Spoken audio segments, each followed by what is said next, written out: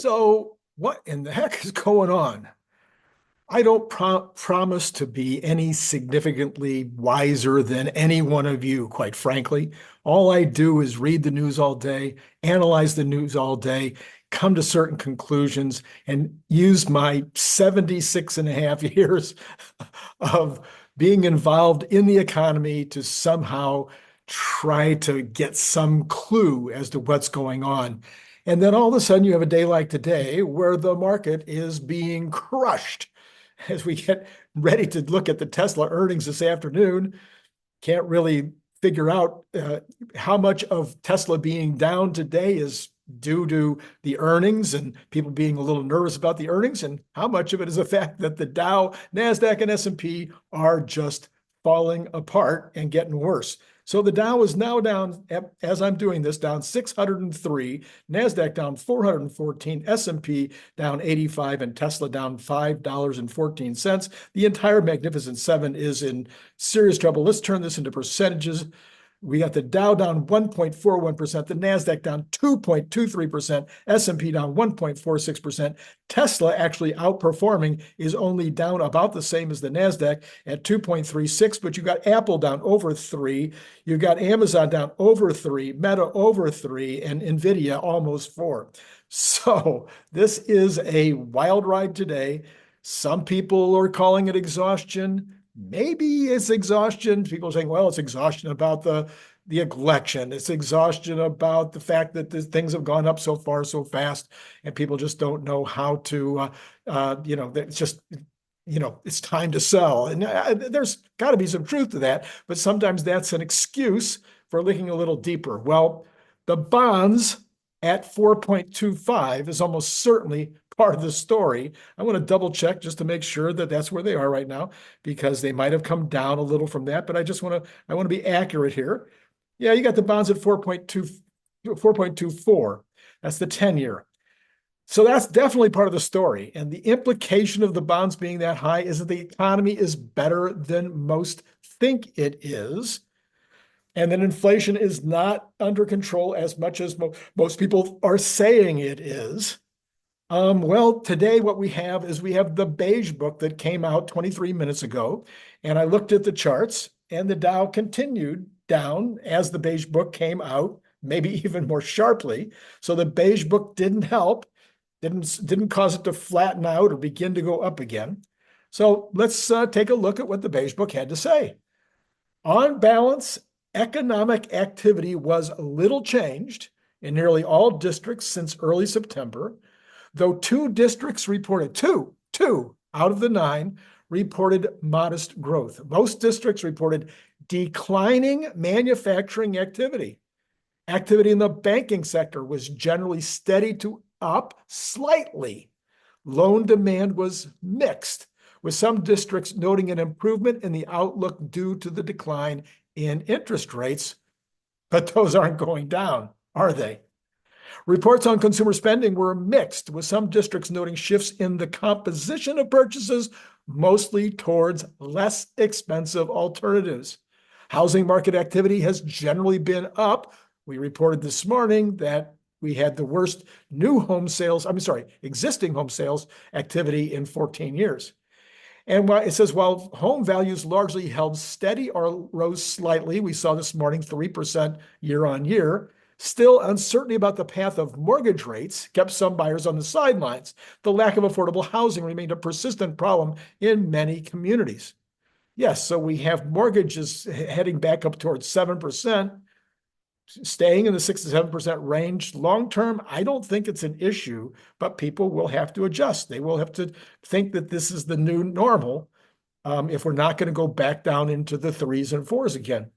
Commercial real estate markets were generally flat, which is actually the best news in the entire report here, though data center and infrastructure projects boosted activity in a few districts. So we've got an area of this commercial real estate market, which is the traditional areas, more non-traditional areas, rather, the data centers, which are really helping in a time when the business, the office space, and even to some extent the manufacturing sector of the commercial real estate business is not doing that well. Now, there's also, the distribution center business that's still doing, as far as I know, as far as I've heard, it's doing still fine. Goes on to say that the short-lived dock workers strike caused only minor temporary disruptions. Hurricane damage, on the other hand, damaged crops, prompted pauses in business activity and tourism in the Southeast.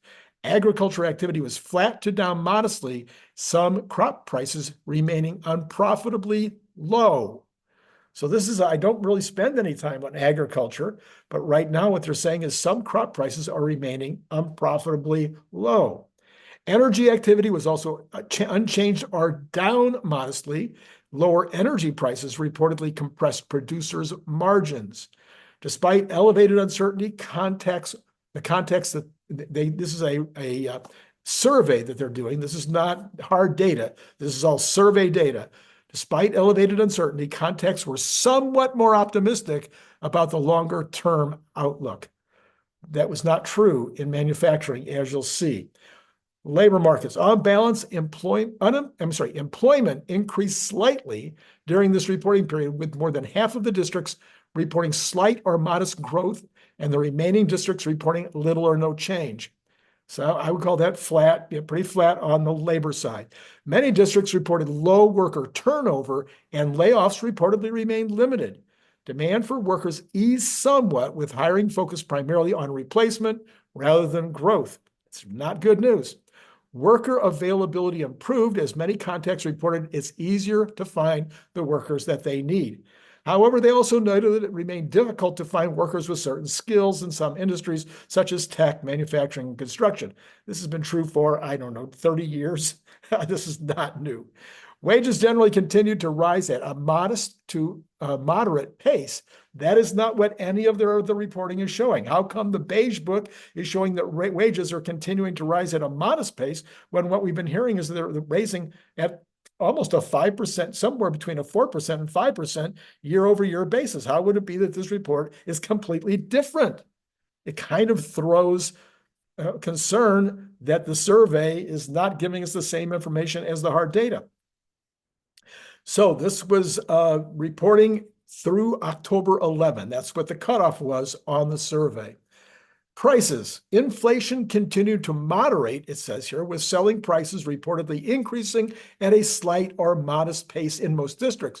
Still, the price of some food products, such as eggs and dairy, were reported to increase more sharply. Home prices edged up in many districts. Rents are continuing to show downward pressure.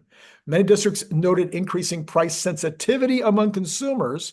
Their input prices generally rose moderately, not, you got to use these words here. They were saying that the selling prices reported increasing at a slight or modest pace. Here they're saying the input prices are increasing moderately. So what does that mean? Input prices generally rose modestly. Contacts across several industries noted more acute pressures from rising insurance and healthcare costs. Multiple districts reported the input prices generally rose faster than selling prices, compressing firms' profit margins. So here again, what you're looking at is not just the big companies, not just even the S&P 500. You're looking at the mom and pops and the 100 employee, 500 employee companies reporting in this instance, and what you're the Russell 2000, et cetera. And what those people have been reporting for a long time is things aren't great. So this two economy problem again. So I'm looking at all of this, and I kind of took a 35,000 foot look. Is that where planes fly now? I forget, it's always changing. So here's the situation right now. The dollar is strong. I don't think it's not at all-time highs, but it's really strong. Gold is at all-time highs. Silver, as we've reported over and over again, is really at all-time highs, and even counting the market manipulation that took place in 2011, it's almost back to that number. Copper is strong. Equities, all-time highs until today. Housing, all-time highs. Interest rates normal over a 100-year average, and jobs good. Usually, all of those things don't all go the same way at the same time. If gold is strong, it's usually at least in part because the dollar isn't. If silver is strong, it's at least in part because manufacturing that requires silver is strong. Copper is supposed to be a canary in the gold mine. I mean, canary in the coal mine, and yet copper is strong in this environment where you're seeing modest growth, according to the Beige Book. Equities at an all-time high when the dollar is strong and gold is strong. You've got all of these things happening at once. Housing at all-time highs, interest rates nearing 100-year average, they're right around the 100-year average, and then the jobs are doing well. Now, jobs doing well with all of that other stuff is not necessarily out of step. Are we seeing, what are we seeing? How could all of this be happening at the same time? Well, there are a bunch of people reporting this morning that this is a one-off. It's a one-off situation. I wouldn't totally argue with this. A one-off situation caused by all the stimulus that happened as a result of COVID.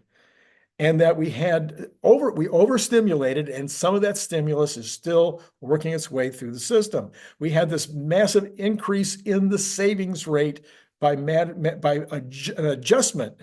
Not actually, we don't know whether there was ever an increase because it might have never gone down to 2.99. Maybe it has stayed at around 5% all this time, but we have massive savings.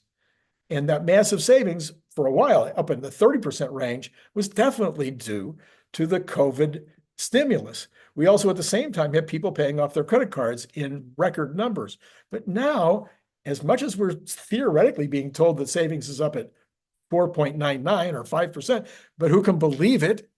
Because it was just based on we made a mistake, so here's the new number. So we have savings maybe at good rates. We've got anybody that's in the asset class is doing great right now, especially if they make $100,000 a year or more, which most people that own assets definitely do. Maybe we're seeing, as I've been talking about for almost the entire time I've been on this channel, maybe we're seeing a major shift in the demographic because of the aging population, where folks like you and me, almost everyone on this channel that's 55 to 75, we're sitting on all the assets. I mean, it's really crazy. 55 and over, way more than half the assets.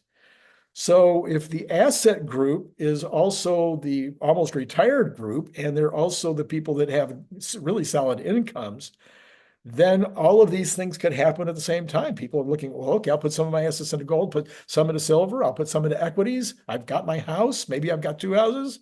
Maybe I've got more than 2 houses. And I can do all of that. And it doesn't matter to me what happens to the interest rates because basically I'm covered. So maybe it has to do with this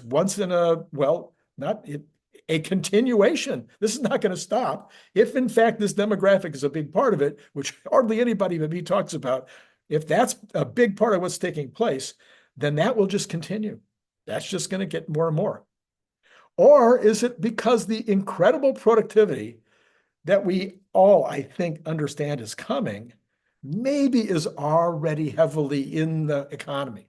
But that the companies that are getting these productivity gains out of AI have not yet laid off. Maybe they're allowing attrition. They're making so much money, they feel, a lot of owners they hate, it's the last thing they want to do is lay people off, send people home, even when they don't really need all those people anymore. Or maybe they're just not even paying attention to that. And we know that there was some hoarding of labor earlier this year, in the end of last year, beginning of this year, where definitely people were hanging on to labor because they were afraid they couldn't rehire. Well, guess what? It's still not easy to rehire out there. We're not looking at 5% unemployment where there's lots and lots of people that are qualified looking for opportunities. So you have a situation where the companies, the big companies are profitable. Obviously, the U.S. government's not going to lay off. We have the big tech companies. They might be laying off a little bit, but they're also adding. So they're laying off and adding. So what's mom and pop doing? Well, I don't think they're laying off, but I don't think they're adding much. All right. I've also noted a shift in sentiment. This is another thing I want to talk to you about right now. There's a shift in sentiment with less than 2 weeks to go to the election. Lots and lots of punditry that are now looking past the election and starting to get really, really worried about the deficit spending and the debt. And they're suggesting that this 4.25 interest rate on the treasuries, and there was a treasury auction today, and it came in super high, this debt that we have and the continuing deficit spending as far as the eye can see, and the potential that Kamala Harris comes in and does a bunch of the stuff she's talking about doing, which would just increase the deficit by a ton, or that Trump comes in and he's got a few things he wants to do, and he also wants to cut taxes. And that is even though I really believe that cutting taxes eventually creates more revenue, not necessarily the first year. So it's a lagging indicator. After the tax cuts happen, then you get the increasing revenue later. So we could, re-stimulate inflation. We could continue to see the deficit going higher, interest on the deficit going higher, which contributes to it's a ratchet, just makes it worse. So I think people are looking past it now and past the election and saying, what are we going to do about this deficit? We really, really need to get it under control. And I believe there's a possibility that if Trump and Musk and the rest of his team would kind of hear about that, recognize that there's beginning to be this shift in the way that some of the top leadership anyway is thinking, it might even be something to bring into the campaign here in the last minutes. Or if you were on Kamala's side, you might want her to do the same thing.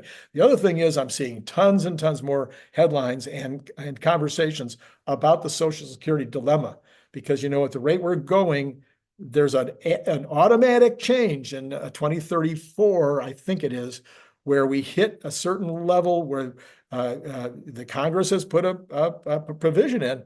If there's not enough money coming into Social Security at some point, there's an automatic cut in Social Security. So people are beginning to talk about that. There needs to be changes, and nobody wants to touch the third rail. Well, Trump would be the perfect person to touch the third rail, because what does he care? He's not going to be having another term. And so he can go in and do what he wants to do. Now, Congress, on the other hand, they want to get reelected. So it's hard for them to get involved in that discussion. Well, okay, let's, as we do in the morning and at night, but rarely in the middle of the day, let's find out what that market's doing. Okay, so it looks to me like the Dow has improved a little bit. Maybe the Beige Book did help to cause people to think that maybe there's a little bit of an improvement here. So maybe across the board here, maybe the Beige Book suggesting that things are not as rosy because the economy's not as hot.